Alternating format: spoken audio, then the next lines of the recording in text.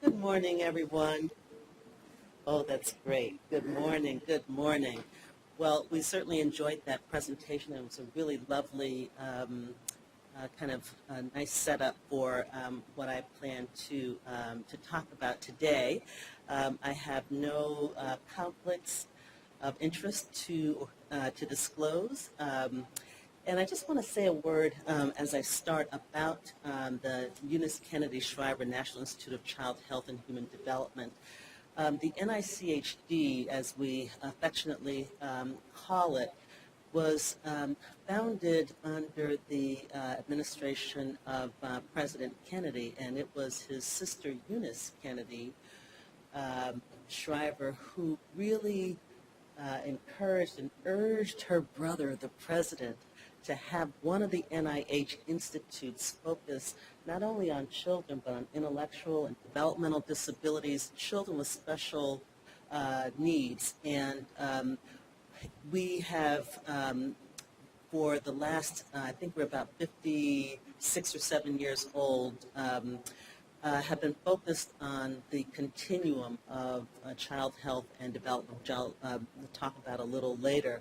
But I think it's really important to put that in context as I talk about resilience today and children with adverse childhood experiences. So it's really important to put that in context. I just wanted to give you that little piece of history. The NICHD was renamed the Eunice Kennedy Shriver National Institute of Child Health and Human Development by a legislation put forward by the late Senator Edward Kennedy, and so it literally took an act of Congress to have that name changed. So today I'm going to talk about adverse childhood experiences and how they impact neurodevelopment and outcomes for children and youth. We'll focus on research on resilience and resilient outcomes for vulnerable children. And I'm going to pay attention in particular to child maltreatment. And many of the children who experience child maltreatment, or at least who are engaged with the child welfare system and for whom cases of child maltreatment are substantiated against their families, are low-income African American and Latino families. So I just want to talk about that group as a subset of vulnerable children, and then talk about some of the strategies to promote outcomes for children and family. I won't be speaking specifically about data, but I will be talking a little bit about a couple of research projects that we have funded and how that looks in terms of our overall investment. One of the things that I wanted to call attention to is maybe about 12 years or so ago, we funded a project called the Science and Ecology of Early Development. And we wanted to focus on the impact of poverty on children's development. How do we understand that from a psychological, psychosocial perspective? How do we understand that from an economic perspective? And how do we understand that looking at the impacts on individual health and health outcomes? And as we were doing this work, we funded a number of projects, as we typically do. As my colleague from CDC mentioned, we had competitions for applications to be submitted to the SEED program. And we funded a number of projects, and at the conclusion of those projects, we asked the grantees to submit papers, and we published volumes. And it occurred to me at the time that not all of the children who experienced these adversities, not all of them had the kind of negative outcomes. And we talked a lot in our work with the SEED program about those negative outcomes and how to overcome them. But it occurred to us that not all these children at least succumb to the statistics of the life trajectories of children who have been exposed to these adverse contexts and poverty. So it got us thinking about resilience and thinking about what are those factors that allow children to overcome and families to overcome despite these experiences. So I'm going to be talking about resilience and what it is and why we study it, the role of risk and protective factors, advances in brain research, a little bit about the adverse childhood experiences and studies of risk and resilience as it relates to children who have been maltreated, and some of our funding priorities in our branch. So, what is resilience? What do you think about when you hear that term resilience? We use that an awful lot in our common everyday language. We hear people talking about being resilient, having resilient, this group is resilient, that group is resilient. But what do we really mean when we talk about resilience? So in terms of psychological resilience, we focus on the process of adapting well in the face of adversity, in the face of trauma, tragedy. We've had a series of natural disasters this season, the hurricanes, the wildfires on the West Coast, mudslide in Sierra Leone. How do children overcome experiences of those kinds of traumatic events as well as other kinds of interpersonal experiences that they may have, and how are these significant sources of stress managed and coped with? We commonly refer to resilience as bouncing back from difficult circumstances, right? And we kind of think about it like people being robust, and there's a lot of literature now talking about grit and people having the fortitude and the wherewithal to overcome these adversities. But we also wanted to point out that emotions, and in particular, positive emotions and good emotional regulatory capacities have consistently been associated with resilient adaptation in the literature. And it's important to underscore that the road to resilience is likely to involve considerable emotional distress. Resilience is not always a trait that people either have or do not have. As we are learning, it involves behaviors, thoughts, and actions that can be learned and developed in anyone.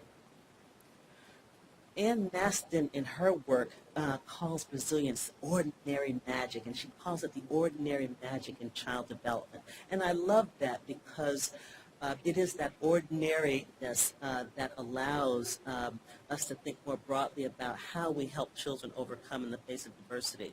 So she has said that the study of resilience in child development has overturned many negative assumptions and deficit-focused models about children growing up under the threat of disadvantage and diversity. And in many ways, we have, especially in the work that we do in funding research, there's almost a disincentive to look at asset-based and strengths-based models, because you're asked to identify the problem. You get funded based on the extent to which you identify a gap, the extent to which you identify a public health problem. And so what she's pointing out here is that that we've been steeped in these negative assumptions and these deficit model approaches. And if we think about more asset-based approaches, we might be able to have some broader sense of how children can overcome. Resilience, she says, is common and usually arises from the normative functions of human adaptational systems, and that the greatest threat are those that compromise those protective systems. So why traditionally have we studied resilience?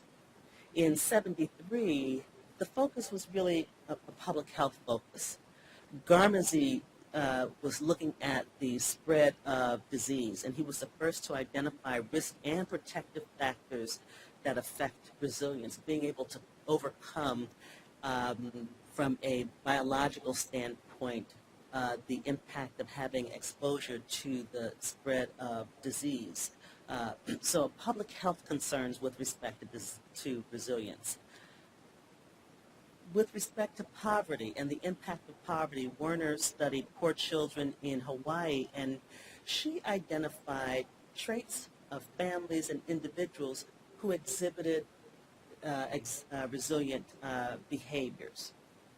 And she wondered why it is that some children were able to overcome and seem not to succumb to what we typically would expect those outcomes to be, and studied those poor children and those traits of families in that study.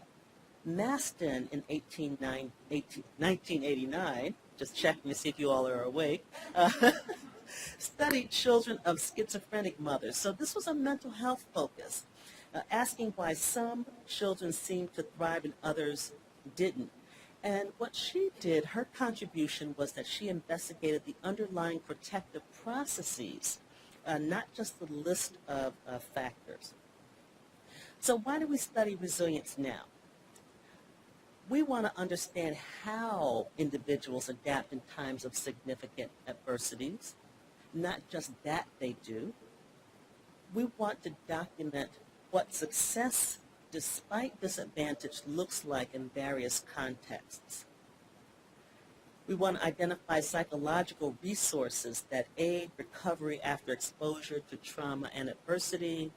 And we want to understand the neuroscience behind this ability to, quote, bounce back from disruption and to resist future negative events. So in terms of looking at risk and protective factors, risk factors are characteristics of the biological, psychological, familial, community, or cultural level issues that precede and are associated with a higher likelihood of negative outcomes. And I might add that in the resilience literature, some individuals are exhibit resilient behaviors in some areas and appear to have strength in some areas and competence in some areas while they have vulnerabilities in other areas.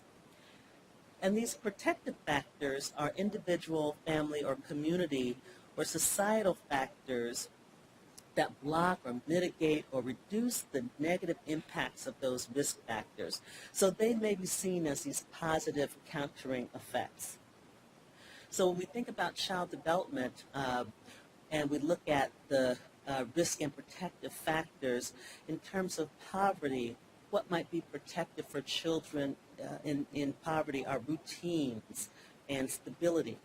Extended family, there's a whole literature now on the role of the extended family in supporting children who may be at risk for poor outcomes.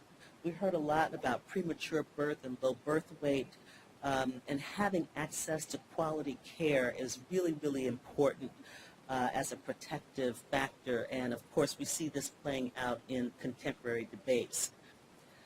Children who may be born with difficult temperaments, maybe those temperaments are inherited, or maybe they may be due to some intrauterine exposure to toxins or chemicals or environmental exposures or drug use and abuse by the parent during the time that she was pregnant. All of these things may factor into a child's temperament. A protective factor might be developing emotion regulation and executive functions, and there's a strong literature on executive functions and the importance of developing these regulatory capacities. And as children learn to regulate their emotions and are able to have these strategic cognitive capacities, that having those capacities help them manage and cope with temperamental issues. Insecure attachment, social and emotional learning and relationships. Harsh parenting, I'll spend a little time about that as we talk about maltreatment. Some of those kinds of parenting strategies are connected with cultural perspectives about how to raise children, what's important about disciplining children, and how you go about ensuring that children are safe, especially in communities where children may be exposed to violence. But some of those inconsistent, harsh parenting strategies, if you will, may provide risks for poor outcomes, lead to risks for poor outcomes for children. So a goal here would be to help support and develop warm and supportive parenting strategies in children and in parents so that their children can have this stronger sense of attachment, and all these are connected. Conflicts between parents, having those strong relationships with caring adults are important. Academic low performance, having the strong school climate and positive teacher-student relationships, looking at peer rejection and isolation, and having these natural mentors that can help young people as they're going through their developmental experiences. And I might add, we're doing a lot of work now looking at bullying and the impact of various forms of bullying in schools and in other contexts that might affect a child's ability to overcome adversity. So this kind of isolation that comes about with with bullying is an area that I think provides additional risk for children. And so having these natural mentors, people that young individuals trust and can go to if they're having some difficulties and challenges, and certainly school clubs and activities that give children a sense of purpose and a sense of vision, a sense of agency about who they are and what they can be. Risk factors: living in neighborhoods where there's a good deal of violence, where they're exposed to violence. Having safe havens even in those communities make a difference. Having supportive adults in those communities. The churches play a particular role. Boys and girls clubs and extracurricular resources such as those kinds of clubs are really important. Discrimination. Having an opportunity to promote social justice and restorative hope is really important. And we know, and we've heard about the long arc of racial disparities among various types of children, and those disparities have a long-term and intergenerational impact. So if we can address issues with respect to discrimination, with social justice and restorative hope, those help to mitigate to some extent the impact of discrimination. And I'll spend a little bit more time talking about child abuse and neglect, but certainly supportive relationships with caring adults makes a big difference. So those are risk and protective factors in children, and one of our sister institutes, the National Institute on Drug Abuse, offers some considerations for adolescents and adolescent developments. And of course, they talk about this really rocky period. I don't know if any of you out there have children or have adolescents in your families, but you know, if you can remember your own period of adolescence, you kind of look back and think, what was I thinking? And you're amazed that you even got through that period. So this is a really, really tumultuous time in our development, and where children and young people are exploring and experimenting, and where they're experiencing lots of different types of individual biological changes. And they're pushing the envelope, and they're testing and trying lots of different kinds of things. So if you add to that other kinds of risks like poverty and like having had a trauma history, those risks are even heightened. So they talk about risk factors being chaotic home environments, and particularly in which there's substance abuse, or where children and where families members suffer from mental illness. They talk about ineffective parenting and attachment, just as we did earlier for young children, poor coping skills, and the like. And protective factors, again, even for adolescents, are strong and positive family bonds, parental monitoring. And I'll say a word about the involvement of parents in the lives of their adolescent children. Many times teenagers push their parents away. Anybody here have teenagers or working with teenagers? They push you away, right? They're testing to see whether or not they can trust you. And this is the time, I think, more than ever, where we really do need to focus and be involved in the lives of adolescents. And they're really looking for adult support. They're really looking to see that they can trust and rely on us, and that if they make mistakes, if they're engaging in risky behaviors, that this is not something that's going to push them away from the family context or isolate them even more. So with respect to substance and drug abuse, NIDA offers these considerations for adolescent development. So when we think about that development, individual characteristics do matter in terms of resilience. And I love this cartoon. Charlie Brown is saying, "This is my depressed stance." When you're depressed, it makes a lot of difference how you stand. It's the worst thing you can do is straighten up and hold your head high, because then you'll start to feel better. If you're going to get any joy out of being depressed, you've got to stand like this. So individual characteristics matter. There are, especially as we move through these developmental stages, kids are at risk for all kinds of mood disorders and other kinds of psychosocial issues. And so they matter with respect to building and developing those capacities that will allow them to overcome those risks. So some of the individual factors that promote resilience, according to some researchers, are in these 6 domains. The social competencies, being able to engage with others, being able to ask for what you need and seek help when you need it, being able to articulate what is going on in terms of your feelings and thoughts, having positive values, talents and interests. And, years ago I served on a school board, and one of the things that we wanted to figure out is how, and this was at the time when there was this really intense focus on academics, and where all of the social and emotional development kinds of curricula were being taken out of the schools and the classrooms. And one of the things that we wanted to insist on is that we had some activities in those schools and communities that could develop children's talents and interests, so that maybe even through those kinds of activities that they might be able to strengthen their academic capacities and have a sense of belonging in the school and persist in the school, pay attention in the school, and then ultimately, hopefully, have better outcomes. Friendships are really, really important, and I can't say enough about the relationships. Positive and pro-social friendships are really important in promoting resilience. The extent to which children are able to engage with other children on a level in which they are developing these friendships and have control over those relationships, so that they are engaging in a way that's positive and pro-social and help promoting.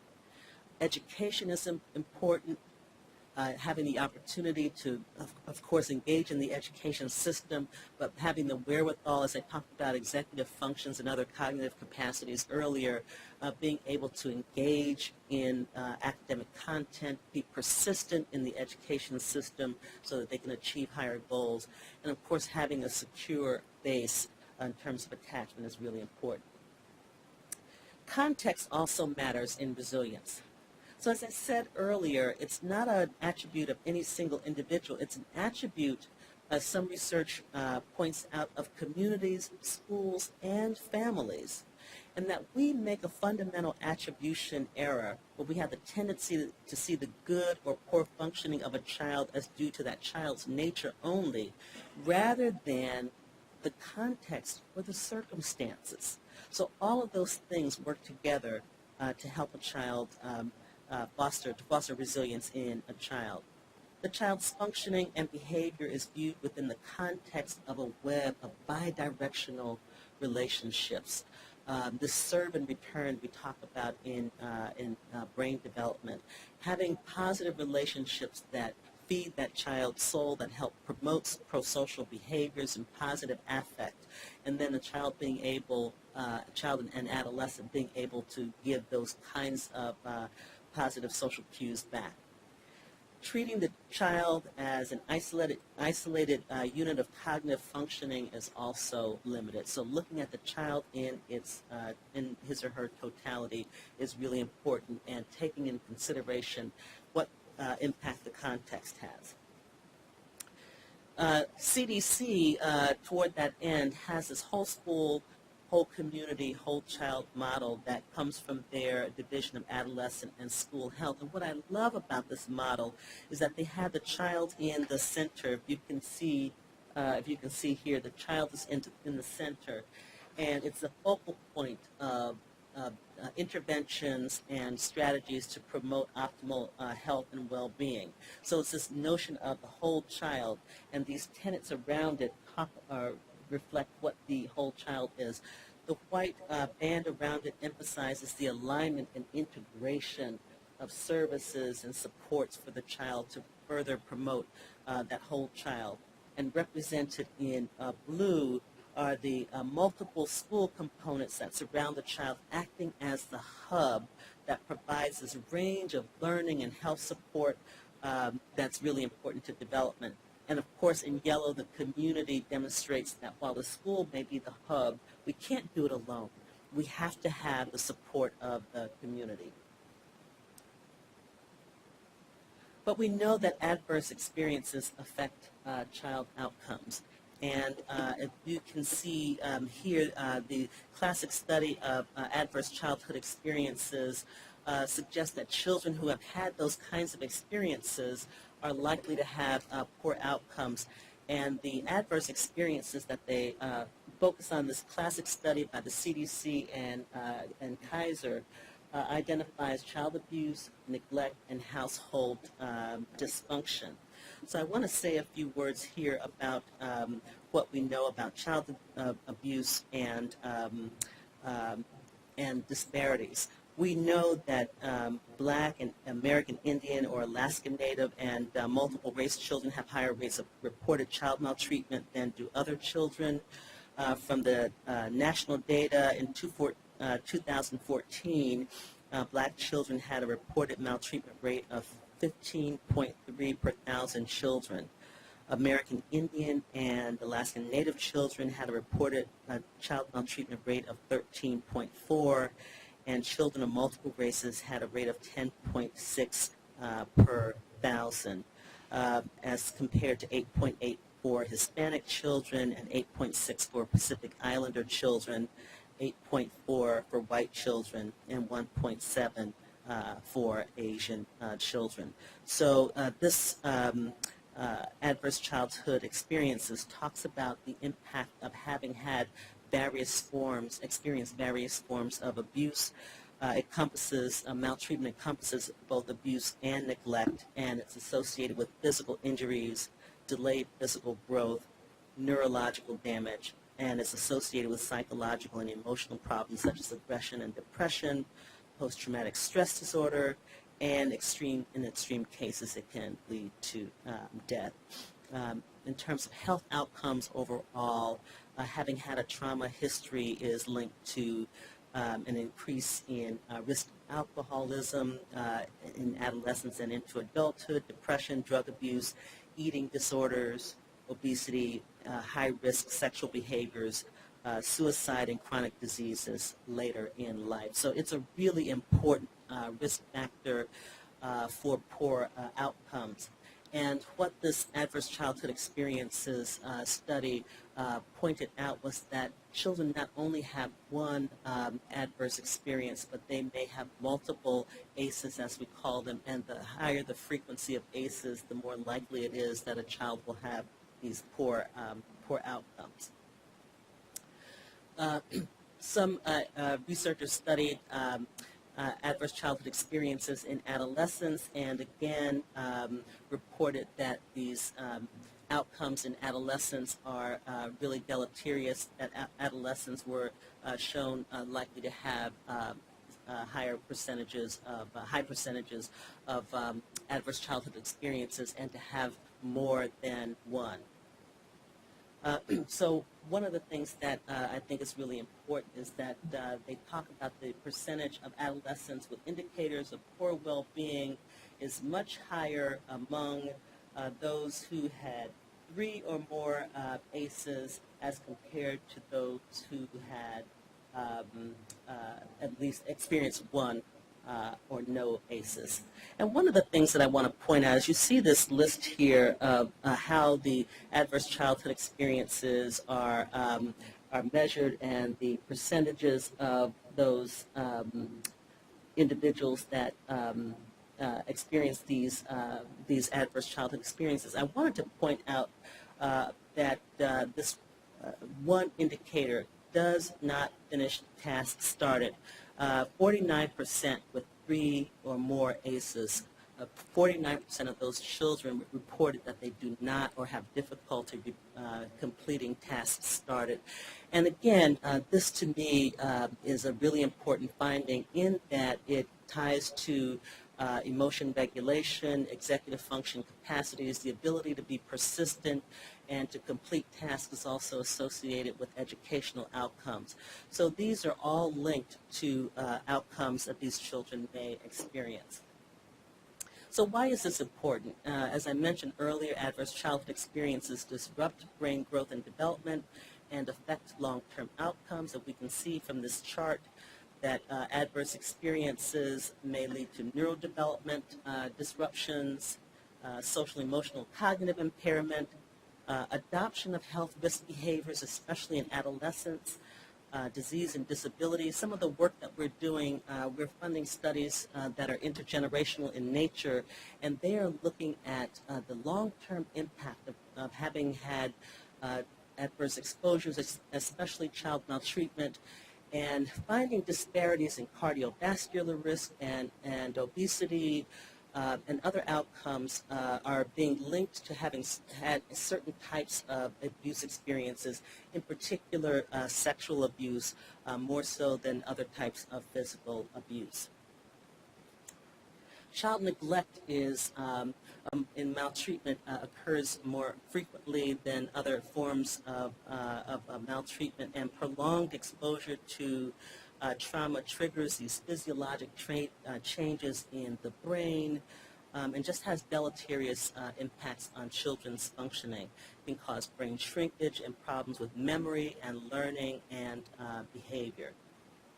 So I call your attention back to the statement that I made when we started. This all sounds really dire and difficult, and that children have little opportunity perhaps to overcome these kinds of challenges.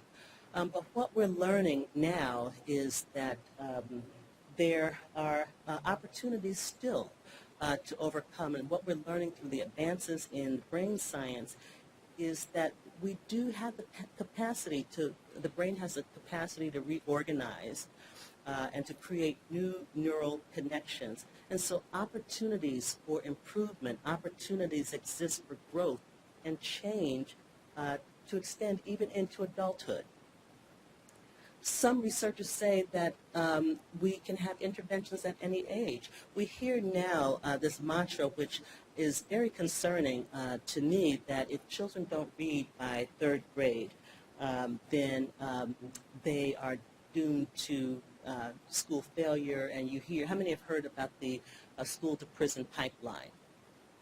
And this notion that if children don't read by 3rd grade, if children have some of these difficulties and have had these trauma experiences early on, that they are likely to be adjudicated as youth, to drop out of school, and to have these poor outcomes. And so what these researchers are saying is that while yes, those statistics are compelling, that we still have opportunities to help children overcome some of these negative experiences.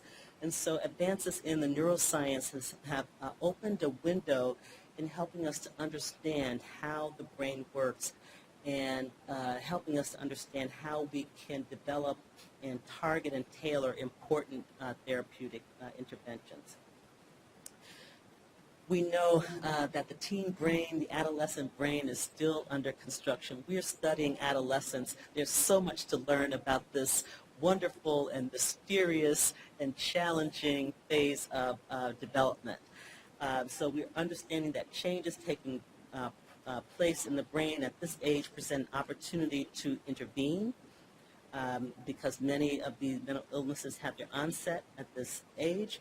And our National Institute on Mental Health is leading in doing this research.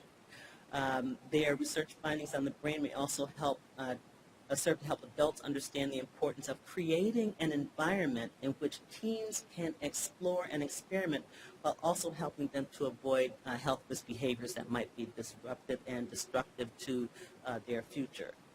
So they point out these important things to know in terms of the teen brain. And they point out that the development of the teen brain, and that there's still opportunities to develop, and that the brain is still maturing, and in fact that we're learning that the brain is still developing and maturing even in early adulthood, and some of the research that we're supporting by our Aging Institute also suggests that there's still opportunities for growth and development even as we further age. And so the teen brain is ready to learn and to adapt, and while many of these disorders may appear during adolescence, the teen brain has a capacity to overcome those challenges because there's still opportunities for growth, and interventions that target specific areas of emotion regulation and executive functions are really, really important. And one of the interventions, if you will, that they talk about a lot in this research is the importance of sleep, that adolescents need sleep, and the role of sleep, if you'll read in the literature, is becoming a lot more prominent in talking about its restorative capacities, not only in youth, but in adults as well. We have engaged in a study looking at adolescent brain cognitive development, and this is a study, a longitudinal study that will go on for 20 years. A number of NIH institutes are engaged in this study, and they're looking at the biological and environmental factors that influence youth's ability to successfully navigate adolescence, and that's has been a challenge, and we're trying to understand more of adolescence, as I mentioned earlier.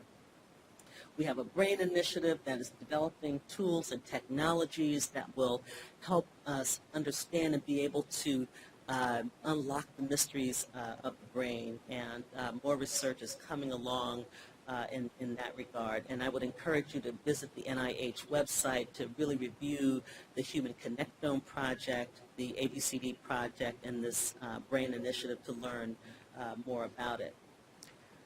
So going back to resilient functioning in child maltreatment, we've been talking about child maltreatment as a risk factor for poor outcomes, and one of the adverse experiences that children that has a deleterious impact on children and throughout their developmental course. And some of our research, as I mentioned, is finding that even in adulthood, as we look at disparities in health outcomes, that many of those adults have had a trauma history. Some of our researchers doing reviews of literature are looking at the children's ability to be resilient to those experiences, and indicate that that while we know that child maltreatment has deleterious impacts, that there's a percentage of children who develop in a resilient fashion despite the significant adversity and stress that they experience. And what they talk about in this study is that some children develop prosocially, and that we've been looking at some of the psychosocial variables, but they really highlight the fact that we need to look at biological and psychosocial systems, and that determining the multiple levels at which change is engendered through these preventive interventions will provide insight into the mechanisms of change, as I talked about earlier, looking at the process of those protective factors and how they work, and not so much just the list of those factors. And this researcher says that we need to pay more attention to how neuroplasticity is promoted, and looking at the interrelations between biological and psychological processes in the development of resilient functioning. Another researcher, again, concurs in their work and talks about the fact that in their research that children do overcome maltreatment, that a child who has experienced this does not necessarily become a perpetrator of maltreatment. That's another outcome that is fairly prominent in the literature, that if a child has been exposed to violence or experiences violence, that they might be likely to be victims of violence as adults, or they might likely be perpetrators of violence. If they were abused as children, that they might likely abuse their own children. So this researcher suggesting that that doesn't necessarily have to be the case, and that what they suggest is that while maltreatment is both costly and harmful, that there's a growing awareness that child victims are not destined to lead these lives of hardship, that there are those who fare better than others in the aftermath of abuse, and that the early concepts of resilience have focused primarily on those individual traits that we talked about earlier and those behaviors as protective buffers. But new research now focuses on the ways in which resilience can be context and culturally dependent. So again, going back to that whole child notion. They also suggested that protective factors associated with resilience in maltreated children include the characteristics of the child and the social environment, and that these factors within the domains of the family are highly influential and important for determining who will and who will not evidence signs of resilience over time. I mentioned earlier, and this research supporting this, that close reciprocal friendships is a promotive factor in resilience.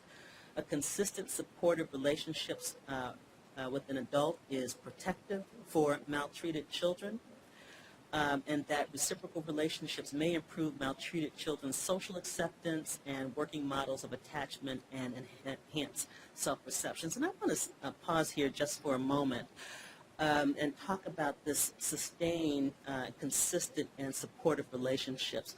Oftentimes we hear lots of rhetoric about mentoring and engaging time with these children. And depending on the intensity and the severity of the adverse experiences that these children may have encountered, making sure that if you are engaged in a program that's promoting mentoring, that you're in it for the long haul, that you stay with these children.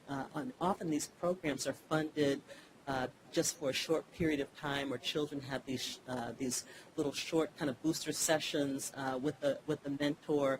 And for some of these children, sustained relationships over time are really, really important because they've experienced people coming in and out of their lives. So what we want to promote, and we're studying through our funded research, the extent to which these sustained relationships and mentoring relationships have an impact versus some of these kinds of shorter-term relationships.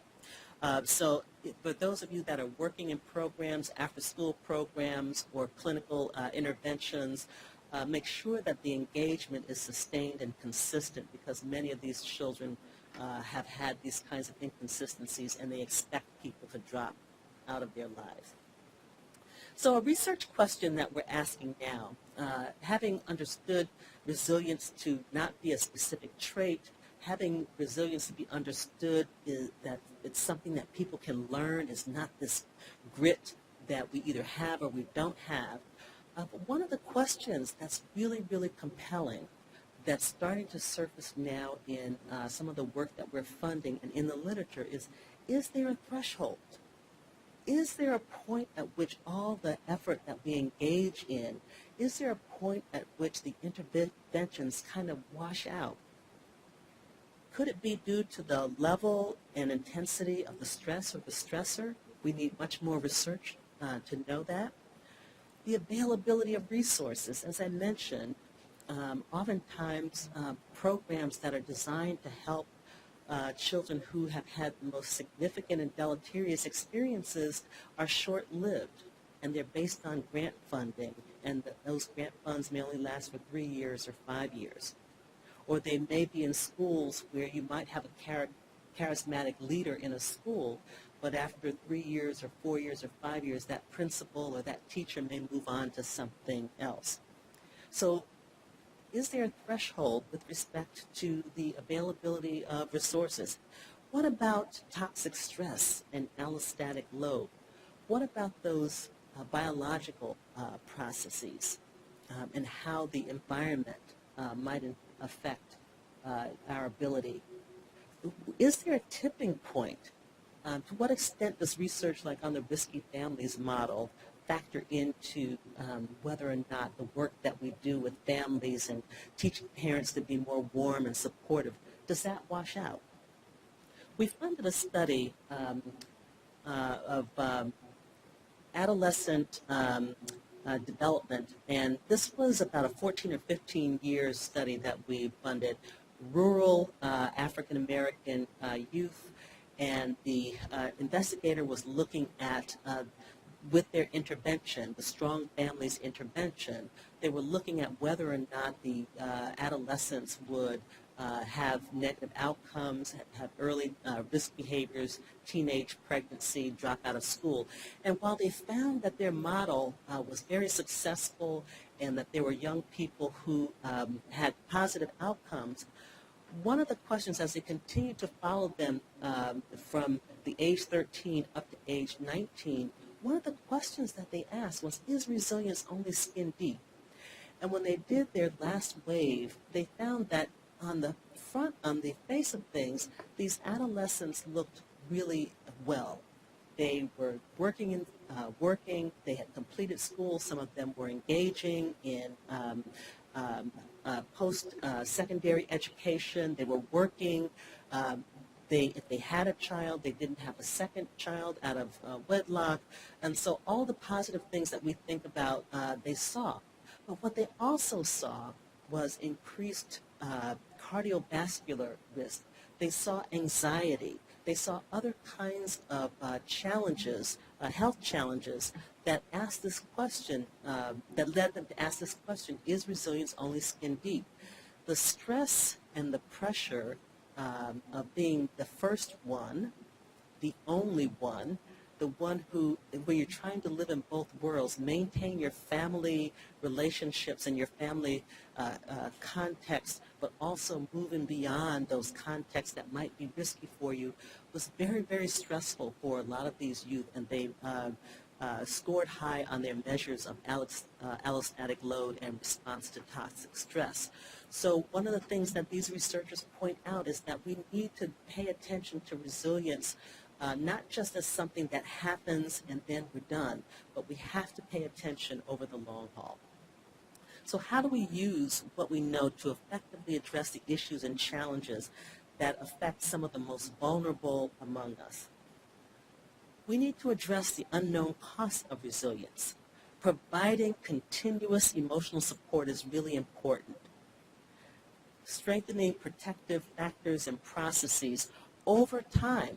What do those protective factors look like in childhood? What do they look like in emerging adolescence? What do they look like during the adolescent period? And what do they look like into emerging adulthood and adulthood? How do those protective processes change? And making ongoing investments in evidence-based interventions is really important. Some of these one-shot deal programs are important and they're helpful, but they're just a start. We need to have many more programs that have long-term investments, and we need to figure out how we can have stronger public-private relationships, stronger partnerships to help secure these investments in these evidence-based interventions over the long term. And then culturally and developmentally appropriate and sustained mentoring, as I mentioned before. So it's not enough to kind of drop in, but it's important to have these sustained relationships and to have them be culturally and developmentally appropriate. One of the things that I did here was to take a look at the old Maslow's hierarchy of needs and to look at that hierarchy from the standpoint of resilience and effective strategies. And with the philosophy and the theory behind Maslow's hierarchy is that you start from the basic needs to get to self-actualization. So if we map that idea onto what it takes to be resilient, some of the basic needs that we need to provide for children and families, of course, are food and shelter and warmth and clothing and all the basic physiologic needs, and programs that provide these kinds of transitional housing programs and interventions that teach basic skills for home maintenance allow these families to stay intact and allow them to have those basic needs. So that they can provide the warm and supportive parenting and the nurturing parenting, so that they can accommodate the extended family, and so that they can have a secure place without what we know of this high mobility among families that experience adversity. Safety needs, protection and security, and programs and policies that help create these safe havens in the community for children to play and for families to establish these social and behavioral norms are critically important. Belonging needs, having friends and family and affiliations is really important, and having families be able to do some asset mapping and to look at what kinds of social networks they have that might allow them to be helpful and to achieve some of the needs that they may have. Who can they call on if they have health needs? Who can provide support if they have transportation needs? What community do they belong to that might be able to help understand the experiences that they're having, and that might be able to help them to manage and negotiate and navigate those? Esteem needs, having achievement and status and responsibilities and feelings of accomplishment. So as one of the points that I made earlier is that this is a journey. This is not just a resilience, and overcoming adversity is not just a destination. But families and children need to have these feelings of accomplishment because they may have strengths and resilience in one area, but they may have vulnerabilities in other areas. So giving them the opportunities to experience success, to feel success, to know what that feels like and know what success looks like, so that they can use those same learnings to overcome other areas where they may have risks. And then finally, self-actualization is personal growth and fulfillment. We need more programs and policies that provide opportunities for people to engage in higher education and training, and even adult-to-adult mentoring to help parents when they're struggling, when they're feeling pressed by the stressors of their life circumstances, and opportunities for them to continuously develop pro-social skills for where they might be.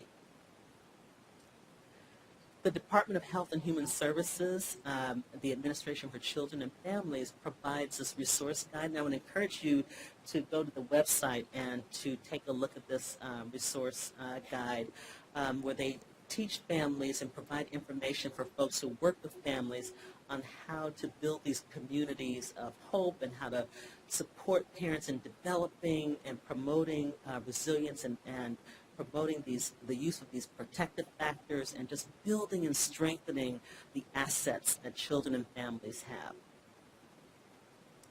So moving on to our funding priorities and research directions. As you know, the mission of the NIH is to seek fundamental knowledge about the nature and behavior of living systems and the application of this knowledge to enhance health, lengthen life, and reduce illness and disability. So we focus on biomedical and behavioral sciences research to help us achieve that. The NIH is made up of 27 institutes and centers that do this work. And as I mentioned, I'm at the Eunice Shriver National Institute of Child Health and Human Development, and most of these centers focus on a specific disease or condition.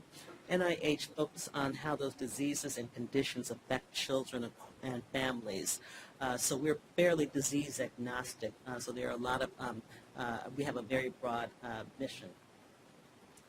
I wanted to look at what work we have done over the last 10 years in supporting research on resilience. This is just a summary of projects over the last 10 years and the institutes at NIH that have taken the lead. And you can see the top 5 are NIMH, the National Institute on Mental Health, the National Institute on Aging, the the National Institute on Drug Abuse, our institute, NICHD, the National Institute on Alcohol Abuse and Alcoholism, and the National Institute on Minority Health and Health Disparities have taken the lead in funding resilience research over the last 10 years. You can go to the NIH Reporter, which is our database of funded programs, and you can search that database to find projects that are of interest, to look at our investments in this topic, and to see what kinds of research have been conducted and supported by the various institutes. But what I did was just a quick search on resilience over the 10 years and then looked at how those projects cluster. And so most of the research have been on children, on offsprings of parents, some of these intergenerational studies, been looking at sexual abuse. As I mentioned earlier, some of our research is showing that the impact of sexual abuse has long-term implications more than physical or emotional abuse. Looking at youth outcomes, mental health, and supporting various types of projects. So these are how some of these investments have clustered over the last 10 years. When we drill down a little bit more into some of the projects that NICHD have funded, you can see that there is an emphasis on HIV risk, and this is connected to our work on sexual abuse, on obesity, healthcare, violence, poverty, and young adulthood. These are some of the studies that we've funded: the biological pathways of risk and resilience in Syrian refugee children. This is an ongoing study where the researcher is looking at individual susceptibility and doing research in that regard. We've got some small business projects that are looking at tools and assessments in low resource settings, and then risk profiles, developing risk profiles of disease in maltreated children. This is an example of, if you search that the NIH Reporter and select one of the studies, this is an example of what you would get: an abstract that describes the specific aims of the research and who the investigator is, where they're from, and information about the funding for the project. You can search on whether or not there are projects that are similar. You can look at their results, if they have any publications, and so on. And so this research I really like. This is a small study, one of our RO3s, which is a study that we fund for 2 years for up to $100,000. And then looking at resilience and promotive factors in poly-victimized youth. Again, going back to what we talked about with the ACE study, that many children have more than one negative experience or adverse experience. And for these youth that are poly-victimized, this researcher wanted to describe protective factors for these youth and to use a multi-level modeling approach to sample urban adolescents. And so this study is in its second year, and we're looking forward to seeing the outcomes of this research. Our branch, the Pediatric Trauma and Critical Illness branch, is in our Division of Extramural Research. And as I mentioned, you can see the broad scope of work that we fund: child development and behavior research, population dynamics, and contraceptive research, fertility and infertility, gynecologic health and disease. We have a branch that focuses specifically on intellectual and developmental disabilities, maternal and pediatric infectious disease, obstetrics and pharmacology, as well as growth and nutrition, developmental biology, pregnancy, and perinatology. So we have a broad range of research that we focus, and we look at everything from preconception all the way through adulthood. And in our branch in particular, we're one of the newer entities within NICHD, and our branch in particular focuses on looking at how we can prevent and reduce all forms of childhood trauma, injury, and illness, and to enhance care across the continuum. And our vision, of course, is to improve the well-being of children and families to the greatest extent possible. One of the ways that we want to do this is through a continuum of care, and mostly in the literature you see this continuum being very linear. And we wanted to focus on the child and family as a central focus of the research that we fund, and that this framework would guide our work, where we're looking at this kind of reciprocal and continuous relationship of prevention, intervention and treatment and care, recovery, psychosocial supports, and prevention. Again, recognizing that this has to be ongoing, and recognizing that things in the lives of children and families don't always occur in a linear fashion. So our goals are to provide effective strategies to eliminate or minimize risks, to treat and manage health conditions, and to provide psychosocial supports to families who experience grief and loss.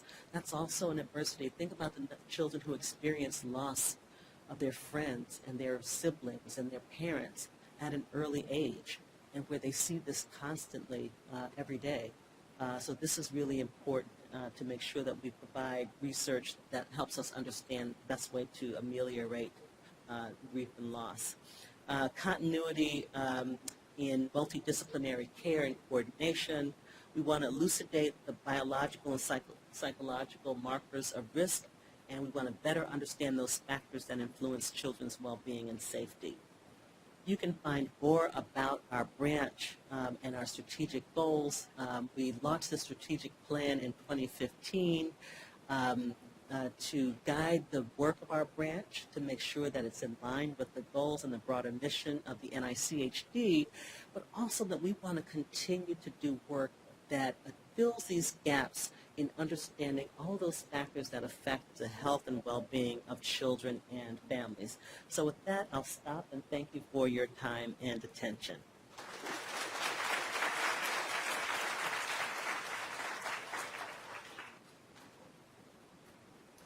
Thank you so much. I really appreciate that, and I hope you all will be thinking about the patients and the families that you're working with, and seeing not just the family in front of you, but the larger context in which you work and provide this health and wellness. I think we have to consider that, and maybe even getting out and working with some of the community-based organizations that we have in the Baltimore area in terms of mentorship and establishing some of these long-term relationships, so we really understand there's so much talent and skills that we have here in this room, and I think it would be great to deploy that in the community. Also, the challenges and the areas where we have gaps still in the research, and asking questions that are largely more health and wellness focused, and going upstream from what's right in front of our face and using kind of some of that knowledge, and considering careers in the federal government with the CDC and the NIH. So hopefully you will be considering that. I was wondering, at this point in time, do you have any questions for our first two speakers, Dr. Marshall and Jurgen Alsap, or Dr. Valerie Maholmes, on what they have spoken about, or future challenges, or some ideas that you had? So are there any questions? So wait a minute.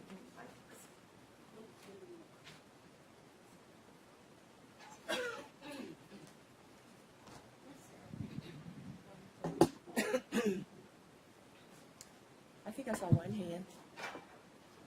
There's it. It was one hand.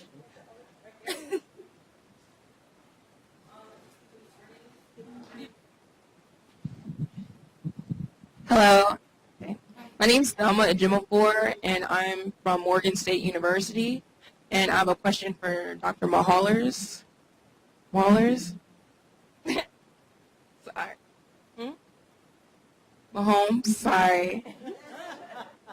But it was in regards to children with disabilities. I have an older sister, and she's autistic.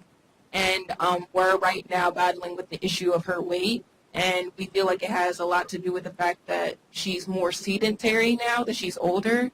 Have you considered possibly looking at parents' marital status and how that might be a contributing factor to that?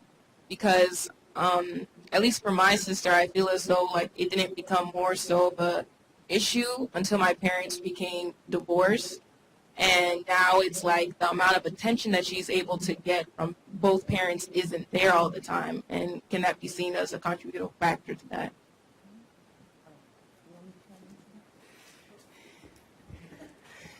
I think that's a very interesting observation that you've made.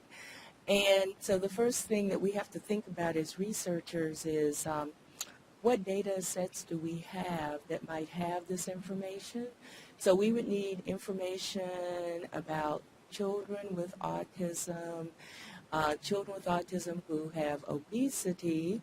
We would need information about family factors, right, marital status of the family, and all of those things, which right now I can't think of a data set that would have all that in it, but I think it's a great research question and one that maybe we should keep in mind as we design surveys in the future. I would say from a child development standpoint, you cannot underestimate the impact of, I mentioned grief and loss, but in a way that's a loss, right? So you can't underestimate the impact of loss on a child's functioning. Now, you know, I agree, we certainly can't disentangle the what might be affecting your siblings' outcomes at this point. But I certainly would consider having some counseling or having the opportunity to talk about, you know, what might be some challenges that she might be experiencing, and maybe having the parents. I don't know what kinds of co-parenting arrangements that there might be. But sometimes when children see that even if parents aren't together physically, that they're working together to support their child and provide the attention that they need, sometimes that goes a long way in helping to overcome the impact of experiencing that loss.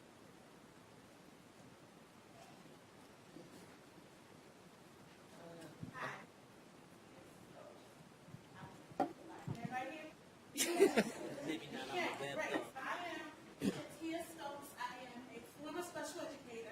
I am here on sabbatical for Baltimore City Public Schools for 1 year. And so part of why I'm here is because I'm very interested in the autism, trauma, and the education setting. So just to give you a little background, I taught in the specialized program for children with autism. Most of my children in that setting were nonverbal. I had 3 children who experienced some unfortunate trauma. And my classroom setting was quite difficult as a result. For 2 years, I struggled to get assistance with how to support the students, and for the most part, it felt like I was abandoned. But then within that 2 years, I had to do research on my own to figure out how to best support them. So could you speak a little bit to research regarding trauma and therapeutic support systems, or trauma and trauma-informed care practices in the education setting? There you have it right there. Yeah. There you have it right there. And there's actually there's a bill that was introduced. It hasn't been passed on trauma-informed care in various settings in the House of Representatives, I believe. It's really, really important to have trauma-informed systems so that people can. We have moved the language from, you know, various types of competencies to trauma-informed, because it's really important that people understand the experiences that children have, they bring to the school, and they may be compounded by other kinds of individual characteristics that they have. So to the extent that you can introduce trauma-informed practices would be really important. I would encourage you to look at the National Child Traumatic Stress Network that SAMHSA sponsors, the Substance Abuse Mental Health Services Agency, SAMHSA. It's also an agency within the Department of Health and Human Services. They have a ton of resources for people like you who are doing work on your own and have questions that you want to ask and answer. And they have a number of sites where you can go to get evidence-based intervention strategies that might help with that. The other thing that you might do, I don't know how your school setting is arranged, but if there are opportunities to collaborate with other schools or colleges or universities to help in managing those kinds of things. Back in the day when I was in academia, way back in the day, we had our postdoctoral trainees work in schools to get some additional training in working in various types of contexts, but they brought clinical expertise to those environments, and it was a win-win for everybody because it was an opportunity to have an extra adult, clinically trained and responsible adult in the classroom or in the school, depending on where they were assigned. And it was an opportunity for you, the teacher or the school administrator, to have someone to kind of bounce their ideas off of and to, have conversations about what they're seeing and what they're experiencing. So if you have the opportunity to provide those kinds of collaborations in your context, they really work well.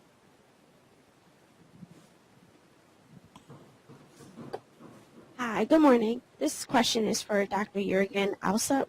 So with your research that you were talking about with the disparities between black and white children with autism, I just wanted to know if your researchers also looked at the impact of medications and its effects on children with autism who end up developing obesity due to medications, and also whether researchers also looked at cultural as well as SES between black and white children with accepting or being able to even afford medications, and how that also can affect, health risks and things of that nature. I didn't mention it, but we have a research study on autism. And in that study, as opposed to surveillance, where we actually look at records, we do not contact families. In our research study, we contact families. They give us consent. We interview the parents. We examine the children. We do the ADOS and the ADI, which many of you know are the gold standard instruments for identifying children with autism. We do look at intellectual functioning in those children. We take genetic samples. We look at our medical records. So we have an extensive database on those children. And we look at the mother's maternal records. So we look at whether she took medication during pregnancy. We also look at the child's record, so we know the medication the child has taken. And so we have a heavy focus on a lot of areas like infection, medication, environmental factors, genetic factors, and that's where we might get some answers to those questions. That's not a longitudinal study. So at this time, we have plans to do that. We haven't collected any information. So it's one point in time, but we hope to be able to follow these children over time and be able to understand more about some of the long-range effects, of medication and these other exposures.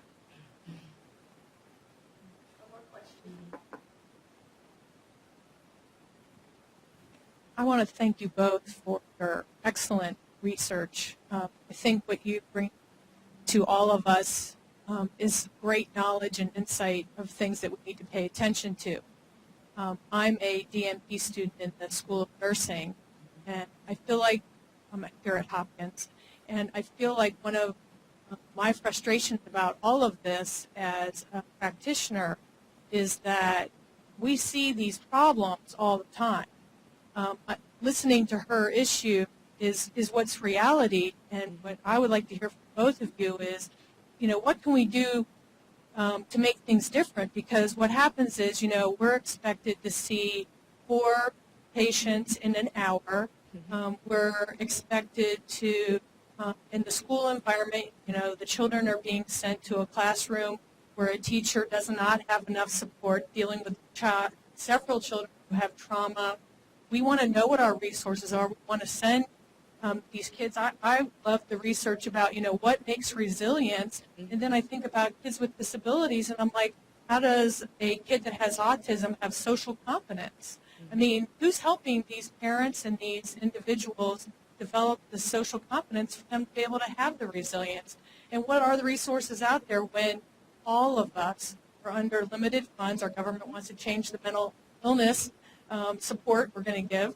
So anyway, if you could both address that point. You want to address it first? Oh, no. Well, I mean, with what are the great insights on that, I love it. Well, I'll take a stab at it.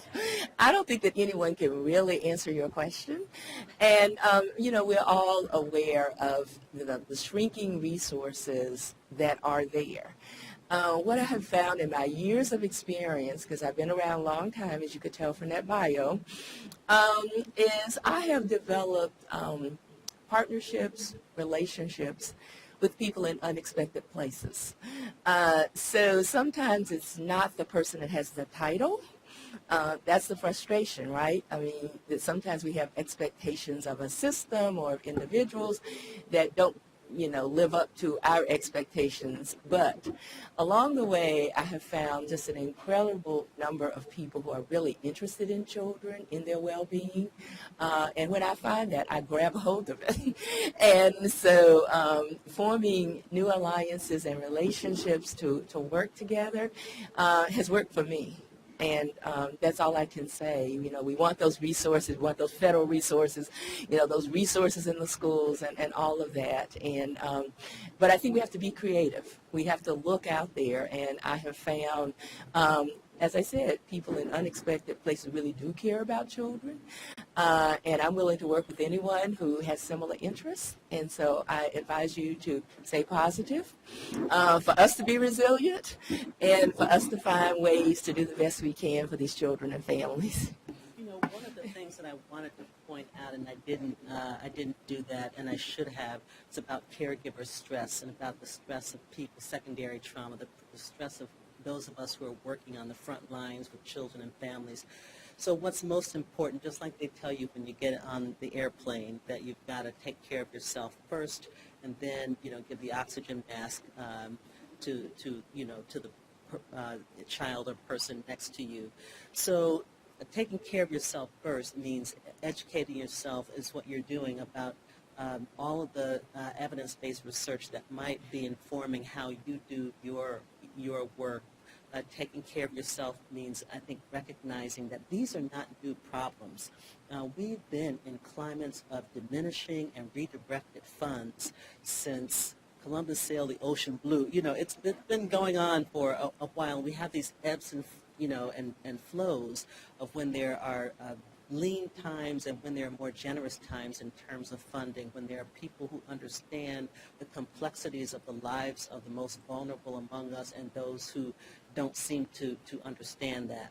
So you have to stay the course and build your alliances, recognize that this too shall pass, but also in building those alliances, read stories about schools and communities that have taken charge of their own destinies.